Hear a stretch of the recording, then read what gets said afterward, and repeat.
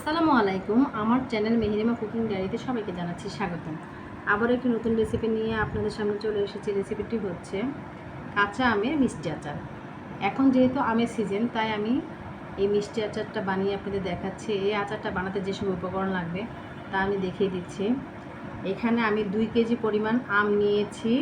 এটাকে হলুদ, লবণ একটু ভাপ দিয়ে, তারপরে হলুদের গুঁড়া, মরিচের গুঁড়া আর লবণ দিয়ে মেখে একদিন রোদে শুকিয়ে নিয়েছি।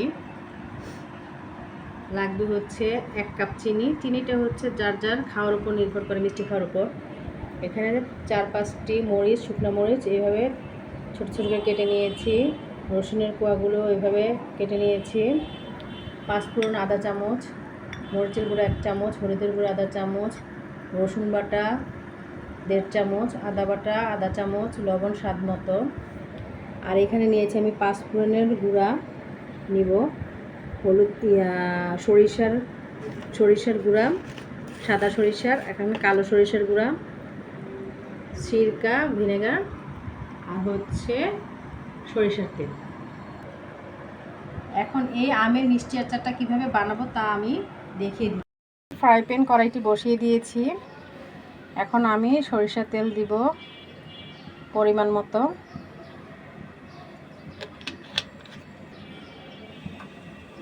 এই যে সরিষার তেলটি গরম হয়ে গেলে এখন আমি রসুন কুচিটা দিয়ে দিব। দিয়ে আমি একটু বাদামি বর্ণের করে ভেজে নিই। রসুনের সাথে সাথে আমি এই যে মরিচের ছোটো করে রেখেছি, এগুলো আমি একটু ভেজে নিব হালকা করে। সাথে একটা তেজপাতা ফোড়ন দিয়ে দিব। আর এই যে মশলাগুলো আছে, সেই মশলাগুলো দিয়ে আদা বাটা, 5 ফোড়নও আদা চামচ দিয়ে এগুলো সব আমি দিয়ে একটু মশলাটা কষিয়ে নিব। আর আমি এই যে সরিষার গুঁড়া, এখানে কালো সরিষার গুঁড়া 1 চামচ আর সাদা সরিষার গুঁড়া 1 চামচ দিয়ে দেব।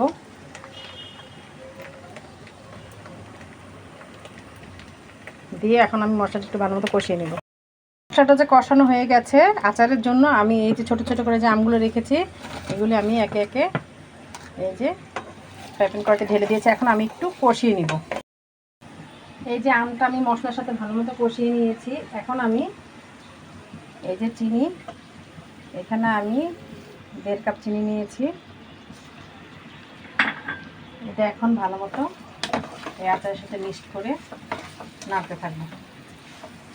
আচারটা আমি ভালো মতো কষিয়ে নিয়েছি। এখন আবার আমি এই যে 1 চামচ 5 ফোড়নের গুঁড়া দিয়ে দিব।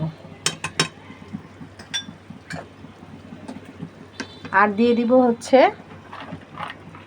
ভিনেগার 4 চামচের হাফ কাপের, এই 4 চামচের মতো দিয়ে আমি আবার নেড়ে নিব। ভিনেগারটা দিলাম কারণ এই আচারটা আপনি 1 বছর পর্যন্ত সংরক্ষণ করে খাওয়া যাবে, ফ্রিজে রেখে, কোনো নষ্ট হবে না, এর জন্য। এখন আমি অল্প একটু লবণ দিয়ে দিব, 1/2 চামচ দিয়ে আবার নেড়ে নিব আচারটা। দেখেন আচারটা একদম তেলের উপরে উঠে এসেছে। কাঁচা আমের মিষ্টি আচার হয়ে গেছে। এখন আমি পরিবেশন করে তৈরি করে ফেললাম কাঁচা আমের মিষ্টি আচার। আচারটা দেখে তো আমার জিভে জল এসে যাচ্ছে। দেখতেও যেমন সুন্দর হয়েছে, মাশাআল্লাহ, খেতেও বেশ ভালো হয়েছে।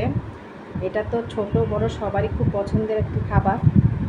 আর এটা ভাত, পোলাও সব কিছুর সাথে আচারটা দিয়ে খাওয়া যাবে। আমার চ্যানেলে ভিডিওটি যদি ভালো লেগে থাকে অবশ্যই লাইক, কমেন্ট, শেয়ার করবেন। আমার চ্যানেলটিকে সাবস্ক্রাইব করবেন, আমার পেজটিকে ফলো দেবেন।